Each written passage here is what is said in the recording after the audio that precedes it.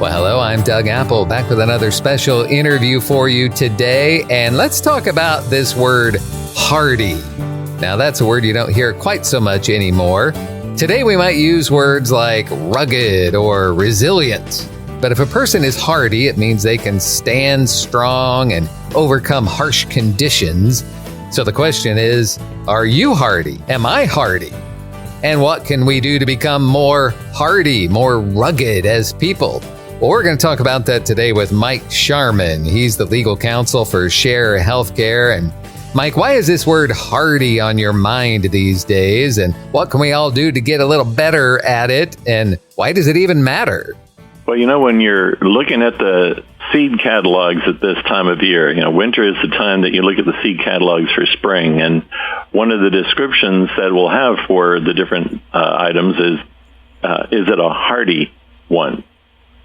Will it be able to sustain cold temperatures, hot temperatures?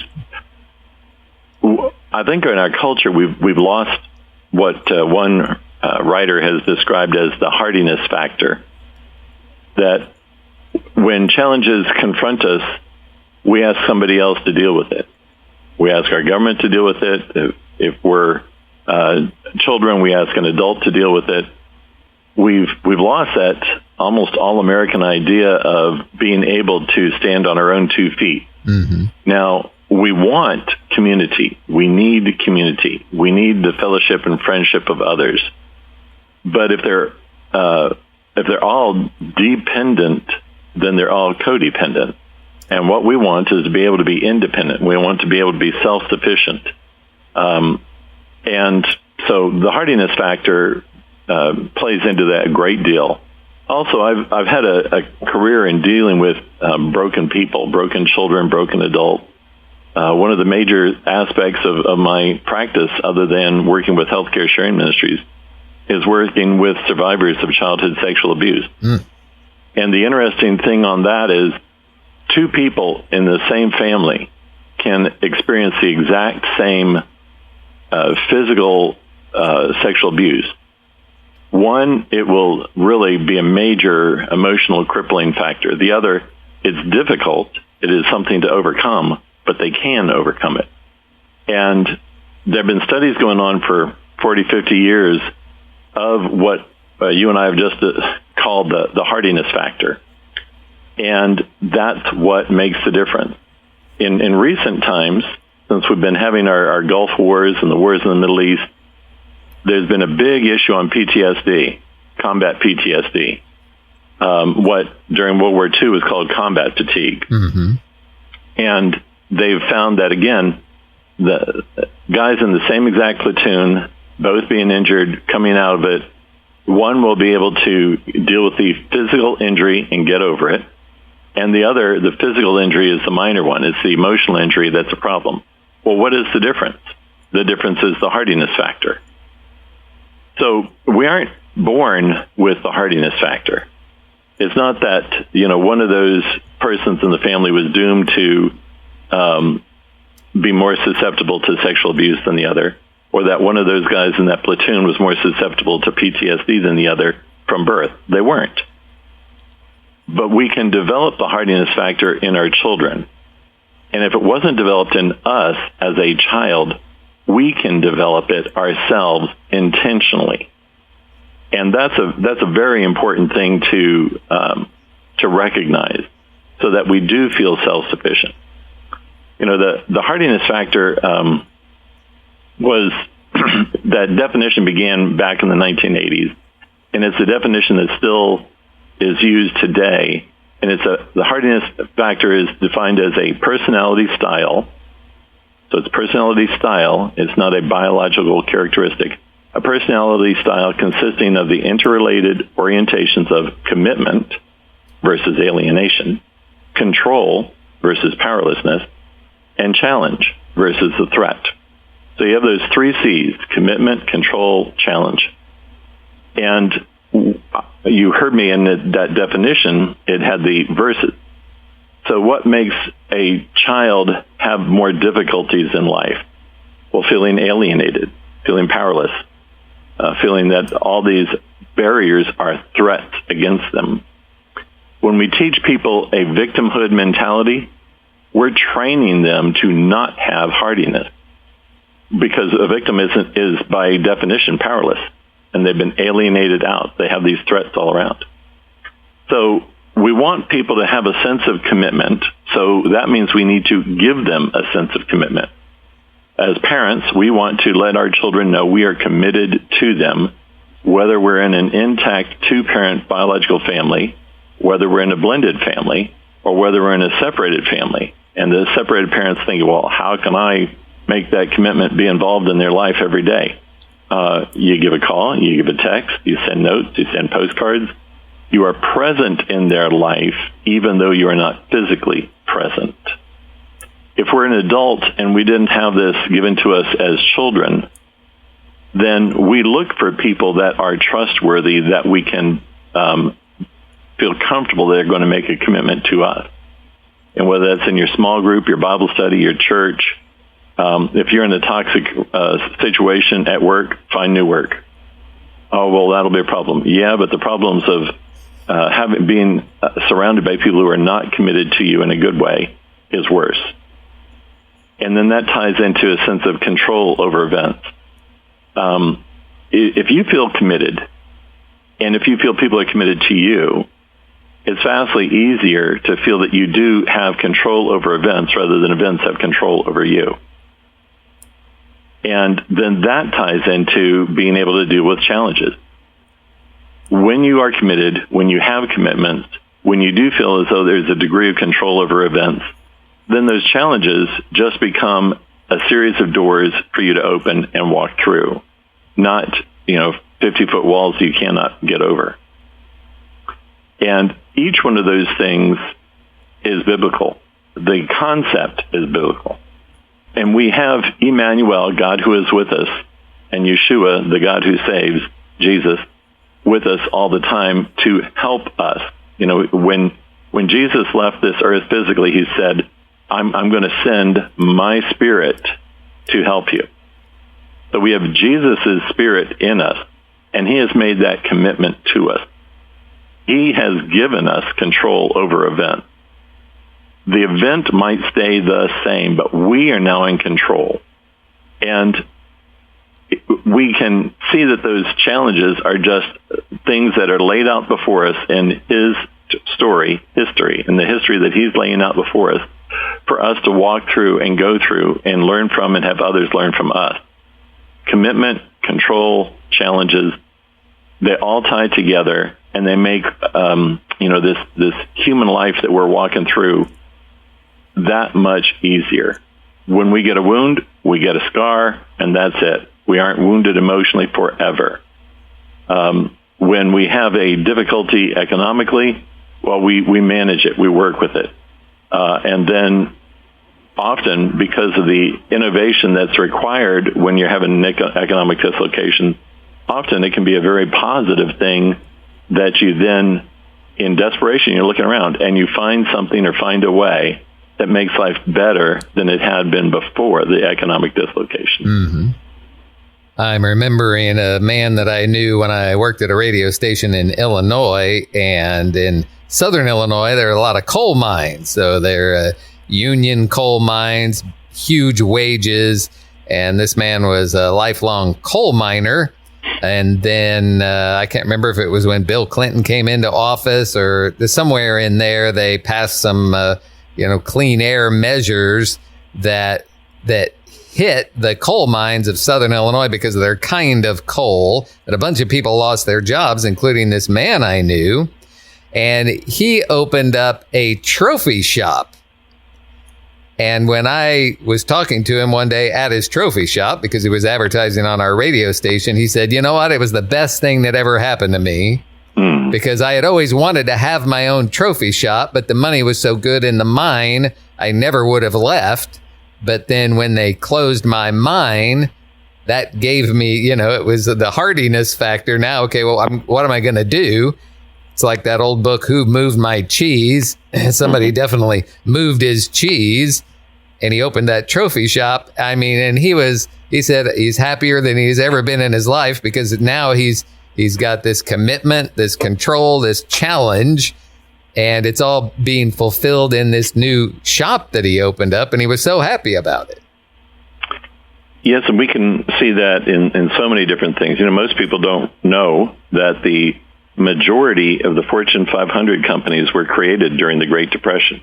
They began during the Great Depression. We can look around us now, post-pandemic, and look at how many people we know who were forced to work at home, and that was a problem. It's become a good thing, and many of those people who were forced to work at home by an employer realized, I can go out on my own. I can create a consulting business. I can create an entrepreneurial business, whatever. I can work at home, and this is so much better. The parents who had their eyes open because their children were forced to come home for education, they looked around at this problem. They made a commitment. They took control over it, and they surmounted the challenge. And as a result, private schools are flourishing. Homeschooling is the largest growing area of education there is. There's been more homeschool growth in the past 4 or 5 years than there had been ever. And so these 3 C's, challenge, commitment, control, are so important as tools to help us just deal with life's problems. We see current difficulties. If we have that emotional construct, if we have that personality style, or create it for ourselves, then we see the current difficulties as a challenge to overcome, not as a barrier. We need sometimes a commitment to something bigger than ourselves. And so, I often feel overwhelmed by what I'm doing or the problems there are, or just, sometimes I just feel overwhelmed. And when I realize it, because as anxiety ramps up, you don't realize it as it's going. But when I realize it, I stop and pause and just say, okay, God, you told me you're always with me. You told me that if I take your burdens on, they will be light, that you are yoked with me. So, okay, I turn these burdens over to you. Now, I'm eager to see how we're going to work this through. And then I just take the next step and just keep walking. And I do immediately feel more in control, and that the challenge is less of a barrier and more of a way when I do that. I don't want to be, as my wife calls me sometimes, Polly Edward, the male version of Pollyanna. I don't want to be too Polly Edward about this, but you're still going to have the problem, and you still might have a degree of anxiety or a degree of stress, but it is vastly less when you intentionally turn it over to God. Yeah. Well, it gets you out of the little downward spiral of despair. It gives you that control with a capital C. He is in control. Now I'm just sitting here proud of my little statement, the downward spiral of despair. There you are. Very, very nice alliteration. I need to trademark that real fast. Well, yeah, then it's a good bookend. You have now say that again now, Doug? The downward spiral of despair.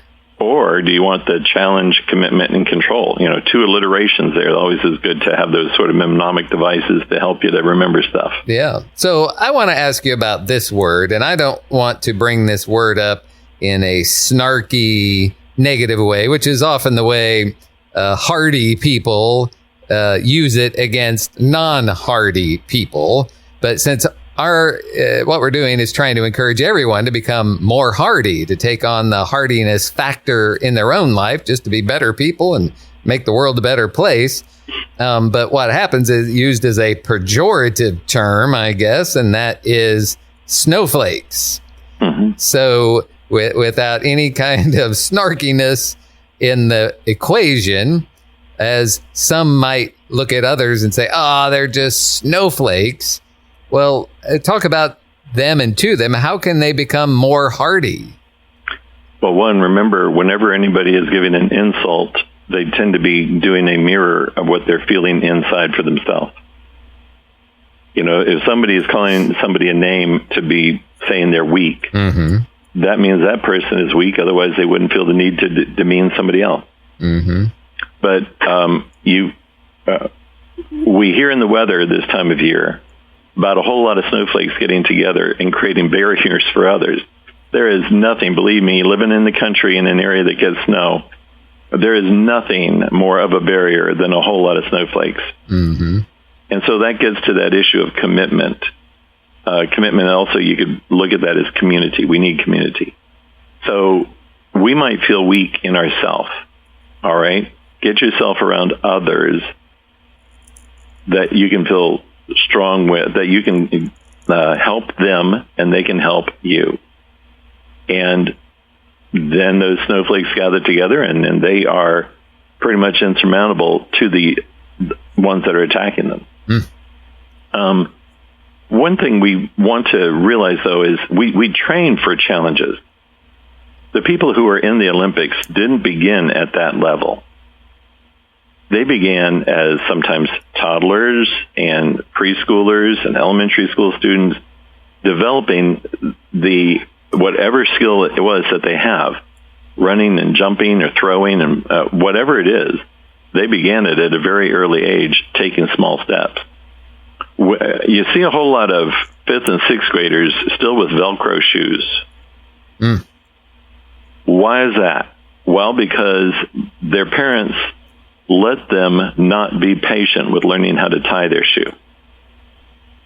Helping your child learn to tie their shoes is a great way of helping them develop the hardiness factor. Mm-hmm. Because it's not easy when you begin it. Sure. And so a lot of parents, they don't want to be bothered with it. They hear their child's frustration. They think, I don't want to frustrate the poor little thing. And so they let them not deal with that challenge. And so the child has been trained, when a challenge is presented to you, don't do it. Well, that's the exact wrong lesson, isn't it? So we have them tie their shoe before we teach them sailing knot. We teach them this is what the number 1 looks like before they go into calculus. We have challenges as incremental. And if you are, as a parent, teaching your child to deal with small challenges at a time, here, help me fold these dishcloths before you ask them to make their bed with hospital corners. Mm-hmm. If you're doing that step by step, dealing with challenges will be natural for that child, and they will just have the hardiness factor without realizing it. Yeah. Again, if you're an adult and that hasn't been given to you, hasn't been taught to you, then just think of that for yourself. Okay, notice your inclination to avoid challenges. Don't launch onto the biggest one at the time. Take it in small steps. When I'm talking to kids who are juniors and seniors in high school, and they either don't have the grades or don't have the money, and they don't think they can do college or a vocational school. And it just seems so overwhelming. Well, how do I get in? How do I apply? What do I need to do? I don't think I could ever do 4 years. Well, don't worry about that. The only thing you need to do is get the application. Mm-hmm. Well, why is that? Well, that's the first step. That's all you need to do. Just get the application. And then once you have the application, normally the first thing on it is your name. Put that down. And then just go from there. Right. Well, they have a lot of questions I don't know how to answer. Take them one at a time. Yep. And the ones you don't know how to answer, do it one sentence at a time if they ask you for an essay. Don't worry about the 97th step. Just deal with the next one. Yeah, I'm learning a new piece of software right now. And of course, it's painful and challenging, but, you just go in and I sometimes compare it to the old days when the internet first came out and you tried to load a picture. This is way back in the early days. So instead of just text, you'd click on something. Yeah, I want to see that picture. And then it would load up line by line. Mm-hmm. Yeah. Well, that's the way knowledge comes. Yes, it is. It's like you were saying, fill out that application, or with me learning this software, it's just right. You get a layer of knowledge and then you add one on top and then you add another on top. And then after a while, pretty soon, you've built a building of knowledge. Mm-hmm. And we can apply it to our everyday life and just common things like healthcare. We have the huge challenge of the cost of healthcare. It's expensive. It's going up all the time. It has been going up since the mid-'80s, steadily. And it's been going up more than the surrounding inflation. Health insurance has been going up at the same time, and it's been going up even higher than the inflation of hospital care or health care. So what do you do about that challenge? And a lot of people just get overwhelmed and just kind of throw up their hands, and they either say, well, I'm just going to pay for it, or without really looking at it and thinking it through, or forget it, I'm just going to stay uninsured.